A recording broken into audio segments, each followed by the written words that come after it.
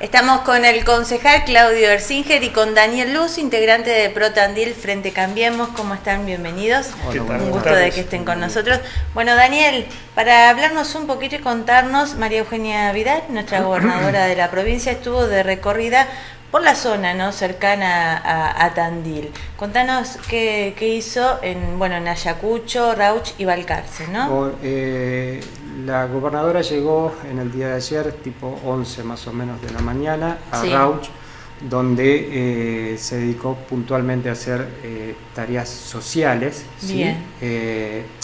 Entregaron 119 escrituras, ¿sí?, a familias que estaban esperando esto de hace muchísimo tiempo.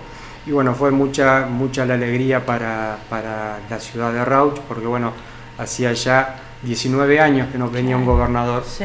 El último había estado en el año 97, que fue el gobernador Duhalde. Así que bueno, esto fue recibido con mucha alegría por la gente de la zona. Después de allí viajó a Ayacucho, donde también siguió haciendo tareas sociales, recorrió, fue a una fábrica de baterías ahí en Ayacucho y a un hogar de ancianos, donde bueno, también fue recibida con mucha alegría ahí, ¿no?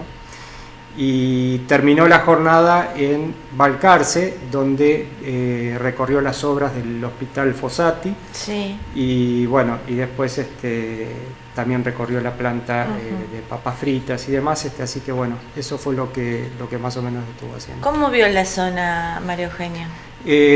María Eugenia, primero y principal hay que entender que ella es una dirigente que tiene una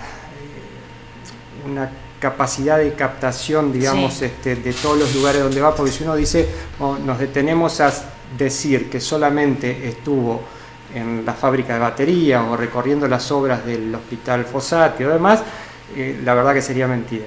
No, ella viendo más allá. Está viendo también, mucho más allá de todo el tema, de cómo está, de cómo se presenta, digamos, en cada lugar, qué apoyo tiene de la gente, o sea, todo eso es visto. ¿Sí? Las obras cómo van, o sea, hace un poco la misma gestión que ella hacía en la ciudad de Buenos Aires, de recorrer los lugares. Ella sabe perfectamente bien que para poder gobernar, hay que conocer. Hay que salir, ¿no? Bueno, ella lo hizo en su campaña, ¿no? Salió mucho, vino mucho también a nuestra ciudad, por eso también era esperado en nuestra ciudad y bueno, esperemos que va a venir, ¿no? En algún momento. Sí, seguramente. Sí, seguramente que sí. Bien, Claudio, bueno, ¿cómo ves la situación? Vamos a hablar un poquito primero del timbreo, que ¿por qué nació ahora otra vez? Esto se utilizó en campaña y se está utilizando ahora en un momento de crisis, ¿no? ¿Por qué se da ahora el timbreo, el salir de nuevo hacia los vecinos?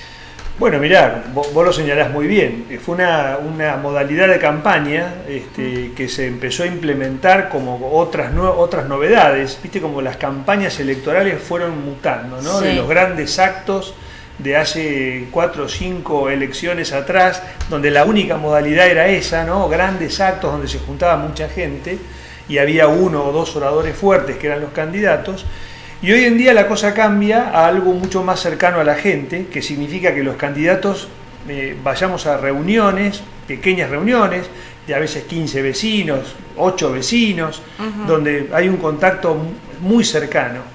Y el timbreo, que también es una modalidad que ha dado muy buen resultado, porque claro, el efecto de sorpresa que genera en la gente abrir la puerta y encontrarse durante la campaña con un candidato que viene a escucharlo, que viene a escuchar cuáles son sus necesidades y cuáles son sus problemas. Y fuera de campaña, los años pares, que son estos, como el 2016, que es un año donde no hay elecciones, y donde el político tiene igual que mantener ese vínculo, cultivar ese vínculo con la gente, y no en la idea del político alejado, de que muchas veces el vecino no sabe ni dónde encontrarlo, o la típica frase, estos aparecen solamente cuando hay elecciones a buscar el voto.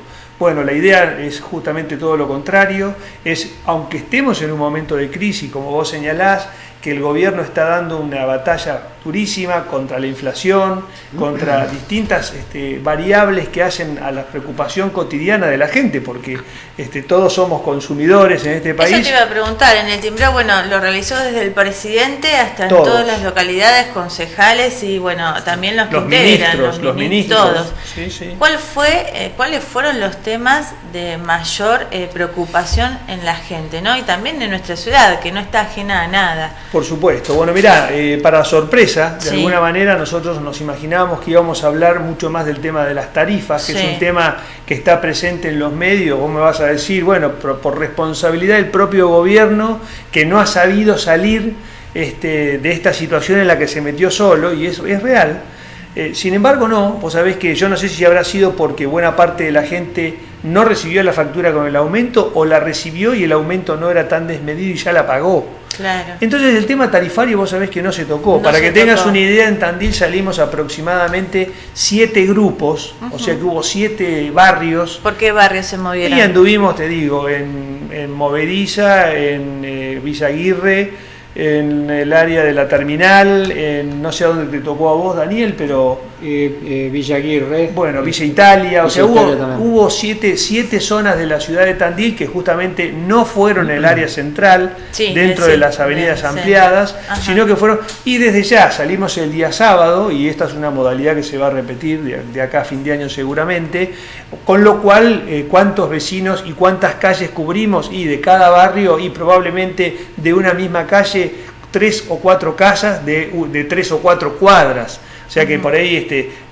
queda mucho por hacer, Sí, sí. pero si vos me preguntás un resumen, un balance... El tema principal que me dijiste que las tarifas Ese no eran, no, ¿cuál los era? temas son locales. Básicamente la gente nos reconoce de alguna manera como legisladores locales, entonces nos habla básicamente del tema de la inseguridad. Sí. Nosotros sondeamos y preguntamos ex profeso como si se ve la presencia de la policía local, cosa que la respuesta fue positiva. Anda la policía local también. Bien. El tema transporte público, ahí también se toma nota de algunos reclamos con respecto al mejoramiento del servicio, no del valor del boleto. Se habla ahí, lo que pasa que en los horarios picos, sobre todo cuando hablamos de barrios que están alejados del centro, cuando es la entrada o la salida de los colegios, los colectivos van muy llenos de gente. Bueno, ese tipo de temas, el estado de las calles, obviamente, algunas mejoras que los barrios necesitan, que siempre necesitan mejoras. Sí, sí. Preguntamos por el tema de los residuos, o sea, todos temas mucho más domésticos, más locales, y la verdad que fue muy buena la respuesta. Tomamos nota de un montón de información que la gente nos brindó, y siempre de la mejor manera. Y te digo otra cosa más, hoy creo que fue, o ayer, no me acuerdo exactamente, creo que fue hoy a la mañana, una de las vecinas que contactamos y que le dejamos, por supuesto, una inquietud, ya se comunicó con nosotros, porque salen temas como, por ejemplo, no sé, créditos o microcréditos para emprendedores. Ajá. Bueno, información que Sí. en esos contactos también se aprovecha, o el tema que también se instaló ya hace un par de días, de la posibilidad de financiar desde el Estado Nacional la instalación del gas natural, Sí. cuando pasa el gas de red por la vereda y el vecino no tiene los recursos para poder financiar claro, la instalación sí, hacia sí, adentro. Que pasa en nuestra ciudad eso también. exactamente. Y también va a pasar con el agua en la Lena, ¿no? Que llega hasta un cierto lugar, pero los vecinos después tienen que llevar el agua hacia su casa. Va a pasar algo por el estilo, porque también es caro, ¿no? Bueno, por eso, esta suerte de créditos de honor, como se llaman, son financiados por el Estado Nacional, que baja un monto determinado al municipio, y a partir de un convenio que se celebra en el caso de la empresa que es la distribuidora en este caso del gas, por ejemplo, Sí. con gasistas matriculados, hacen la instalación, o en el caso del agua con personal idóneo, hacen la instalación, y después se le va debitando el servicio cuando se cobra el servicio, creo que llega a 36 cuotas, que son de un monto bastante reducido. Bien. Pero es la forma de que la gente pueda acceder a un servicio, ¿no? Bien, bueno, entonces estas fueron las preguntas más, o el tema de inseguridad, lo más particular acá en nuestra ciudad. A nivel nacional, cuando el presidente salió, ¿cuáles fueron los temas? ¿También fue la inseguridad el motor principal? En realidad los temas nacionales evidentemente tienen un alcance diferente. Y al presidente sí, obviamente que le preguntan concretamente por el tema de la inflación, que es uno de los temas que más afecta a todo el mundo. Sí. Porque date cuenta, Renata, que volviendo al tema tarifario, o cuando hablamos del boleto de colectivo, el aumento del combustible, está directamente relacionado con el ingreso de las personas. Entonces, cuando uno tiene un sueldo que no aumenta, o aumenta muy poquitito, y aumentan todos los impuestos, y aumentan los alimentos, y aumenta la cuota del colegio, o aumenta... Entonces la realidad es que el sueldo de uno no es elástico, y recién lo hablábamos antes de empezar la nota, ¿qué le pasa habitualmente a la gente? Mira, yo en vez de llegar a 30 días, llego a 22 días y después tengo que inventar cualquier cosa, porque... Así que los reclamos para el presidente son aquel segundo semestre sobre el que se puso tanta expectativa, ¿cuándo va a llegar? La gente quiere saber en qué momento esto que se está anunciando, porque uno lo ve en los medios, lo lee habitualmente, la inflación empezó a dar señales de empezar a enfriarse, a bajar, pero también la recesión se mantiene. Entonces quiere la gente saber cuándo va a arrancar esa rueda económica que estamos esperando, y el mensaje del presidente es: hay una combinación entre una fuerte inversión en obra pública, eso va a mover toda la economía. Ustedes imagínense acá en Tandil, cuando se empiece realmente con todo esto que se ha ido anunciando, justamente para el barrio Movediza, una inversión de 75 millones de pesos, más la plata que viene de provincia para hacer obras de infraestructura en distintas partes de la ciudad, entubamiento de un arroyo, asfalto de algunas calles y demás. Bueno, todo eso empieza a generar una actividad económica, y atrás de eso se da que las empresas también empezarán a confiar un poco más en la estabilidad económica. Acá, Claudio, se nota la verdad que muy parado, y muchos locales en el centro cierran, ¿no? Se ve la verdad que todos los días un local nuevo que está cerrando. Esto se da también un poco en que por ahí no hay ventas, y también los dueños de los locales, ¿no?, que piden un aumento para renovar el contrato muy alto. Se da una combinación de las dos cosas. Y sí, por supuesto, pero bueno, eso es una cuestión de que vos imaginate que los propietarios, como decís vos, de los locales, tendrán que sacar sus cuentas, y les conviene más pedir lo que están pidiendo hoy por hoy, o arriesgarse a tener 8 meses o 10 meses el local cerrado sin ningún ingreso. Bueno, pero esto genera también mucha gente sin trabajo. Por supuesto, es una situación, seguro que es una situación muy desagradable, porque la preocupación más grande de la gente es tener una estabilidad con el sueldo, con el ingreso, más lo que significa el trabajo formal, que es los aportes, eso significa una obra social, aporte jubilatorio. Bueno, eso le da una tranquilidad a una familia, sobre todo un padre, un jefe de familia, que tiene que tener la seguridad de que el año va a transitar con tranquilidad. Bueno, cuando eso empieza a tambalear, realmente se vive una situación muy angustiante que repercute en el ánimo, repercute seguramente en el clima social, cuando se multiplica. Y bueno, los datos que ha habido con respecto al empleo, que son poco alentadores, es el paso siguiente, ¿no? Cuando decís, mira, la economía se empieza a estabilizar, la inflación empieza a bajar, que es lo que vamos a empezar a ver a partir de los próximos meses, se empieza a reactivar lentamente, y entonces empieza la estabilidad respecto a la parte laboral. Claro. Es toda una cadena, evidentemente. Solucionar los problemas que en la Argentina, que encontró esta nueva administración de Mauricio Macri cuando asume el gobierno, es algo que evidentemente sabíamos muy bien que iba a llevar tiempo, y que este primer año iba a ser un año muy difícil. Bien. Y evidentemente lo está haciendo. Lo es para todos, por supuesto que sí. Bueno, María Eugenia estuvo el miércoles, ¿no?, recorriendo las zonas, y justo el miércoles se dio el tema de paro nacional docentes. Es un tema que lo tenemos que tocar sí o sí. Bueno, por un lado, los dirigentes dicen que cuando arreglaron al comienzo de año el tema del sueldo, ¿no?, del aumento, se daba por sentado que se iban a abrir de nuevo las paritarias para mediados de año. Por eso están en un reclamo que cuando se presentaron a las paritarias no estaban abiertas, no hubo posibilidad de diálogo, y bueno, realizaron un paro el día miércoles. ¿Cómo es desde el otro lado, ¿no?, desde el lado del ministro, desde el lado de la gobernadora, cuando la campaña también se enfocaba principalmente en la educación? Yo me acuerdo haber hablado mucho con la gobernadora en todas las entrevistas que le hice. Lo primero que ella reivindicaba era la educación, para tenerla en cuenta y para mejorarla, ¿no? Bueno, mirá, Daniel, de hecho, después nos puede contar, pero hace 1 año y medio que está viviendo en Tandil, sí. Y él estuvo inclusive trabajando en el gobierno de la Ciudad de Buenos Aires y tiene perfectamente clara la experiencia de lo que significa para un gobierno, sí, tener que negociar con 17 sí. gremios docentes como es en la Ciudad de Buenos Aires. Que lo logró y fue un año que empezaron las clases como corresponde, la verdad que eso hay que Pero le llevó, no te olvides que 8 años de gobierno. Sí, sí llevó su tiempo, pero nada,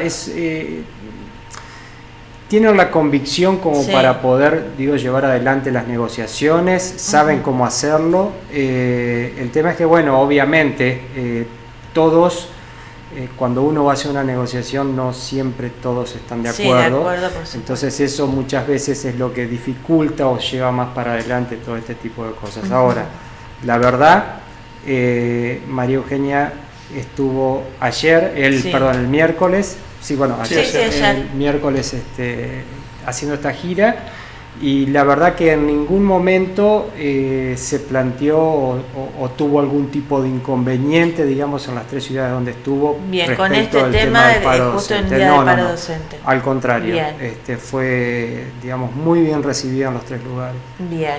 ¿Y qué va a pasar? ¿Van a abrir paritarias? ¿No se van a abrir?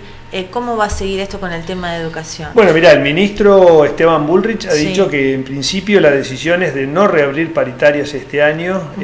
La realidad es que cuando ellos cerraron el acuerdo con los docentes, tuvieron que rectificar la propuesta inicial del gobierno en 3 oportunidades hasta que finalmente estiraron el número al máximo que el gobierno estaba en condiciones de dar sin comprometer partidas u otras partidas, porque hay que tener en cuenta que los números a nivel nacional son gigantescos, son siderales las cifras, y imagínate que 1 o 2 puntos representan millones y millones de pesos a lo largo del año. Eso repercute también en los aportes y repercute en los aguinaldos. Yo entiendo, por un lado está el que los tiene que poner y del otro lado está el que los quiere recibir, pero la realidad es que en principio la señal que dio el ministro es que, y por eso las medidas de fuerza, no van a reabrir las paritarias este año, porque lo decíamos recién hace unos minutos, se sabía que este iba a ser un año difícil, lo es evidentemente, venimos de un proceso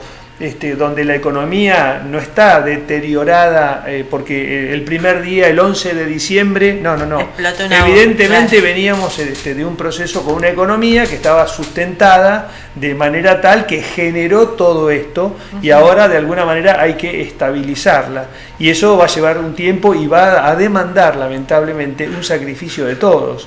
Y eso significa que eventualmente el gobierno está haciendo su máximo esfuerzo con el equipo económico, como decíamos recién, para bajar la inflación por un lado, que es la que deteriora el poder adquisitivo del salario, y por el lado de los trabajadores es tener un poco de aguante, porque la verdad que todo lo que se pudo corregir hacia arriba, los sueldos, algunos fueron el 18 y otros fueron el 38, porque hay un rango muy grande.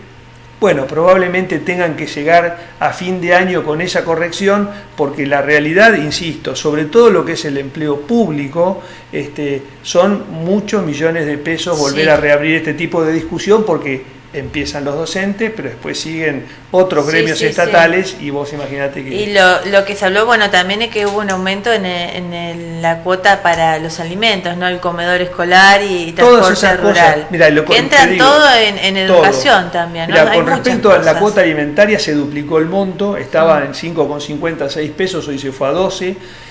Vos imaginate que un aumento de ese nivel, cómo cambia en la composición, en la parte nutricional para quienes tienen que armar la dieta. Así que ese tipo de cosas se fueron corrigiendo todas, y lo que se está haciendo específicamente en provincia de Buenos Aires, que la educación acá depende de provincia, es un esfuerzo muy grande también, porque ya lo hemos escuchado de parte tanto del ministro de Educación como de la propia gobernadora, el estado de las escuelas, el estado en el que están las escuelas. Hay que invertir mucho, eso va a llevar tiempo, ponerlas en valor. Hay escuelas sin terminar, hay que terminar esas escuelas. Bueno, hay que construir escuelas, porque también hay una demanda enorme.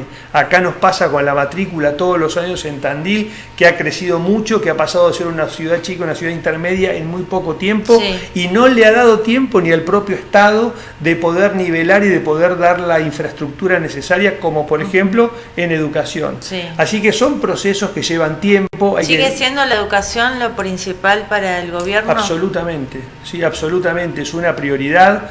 O sea, en esto, Renata, hay que tener un modelo, y yo creo que el gobierno de Mauricio Macri, que es, como yo siempre lo he definido, una persona que tiene la gran capacidad de poder armar buenos equipos de trabajo. Y rápidamente, ¿no? Porque por ahí no tenía la gente cuando ganó, ¿no? Porque ganó Nación, capital y provincia, ganó sí, todo, sí. Así que rápidamente tuvo que salir, ¿no? A la búsqueda también. Bueno, pero hay decisiones como, por ejemplo, la escolaridad extendida, lo que se llama jornada extendida en educación, sí. Idioma desde jardín de infantes, la netbook desde jardín de infantes. Esas son decisiones políticas que marcan un sentido y una meta, un objetivo a donde uno quiere llegar, fuera de lo que es política, sí. Fuera de lo que es dar una computadora para alguien que ese mismo año va a votar.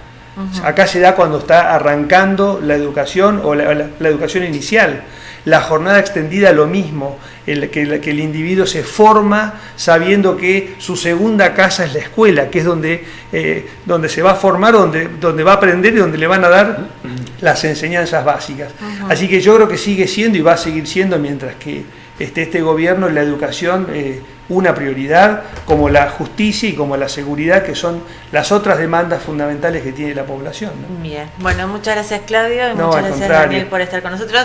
Quedaron muchas preguntas afuera, pero bueno, para otro día será. Volveremos, ningún problema. Muchas gracias. Vamos a una pausa y enseguida volvemos.